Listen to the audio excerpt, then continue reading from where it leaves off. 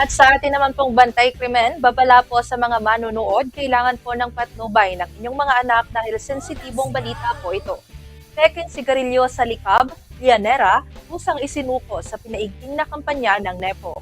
Pusa umanong isinuko ng ilang tindero ang mga peking sigarilyo na ibinebenta bilang tugon sa kampanya ng Nueva Ecija Police Provincial Office o NEPO. Sa bayan ng Likab, isang 35 years old na lalaking tindero, may asawa at residente ng Barangay Aquino ang nagsuko ng 10 rim ng Carnival Red Cigarettes sa mga pulis noong June 1, 2026.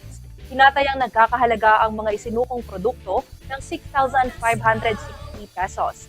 Samantala sa bayan ng Llanera, isang 53 years old na lalaking may-ari ng sari-sari store at residente ng Barangay Victoria ang nagsuko ng 10 rim ng hinihinalang counterfeit ng Dunston cigarettes sa mga pulis.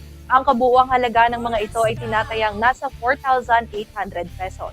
Nagpapakita umano ito ng patuloy na suporta ng komunidad sa kampanya ng NEPO laban sa pagkalat ng mga peking produkto sa merkado.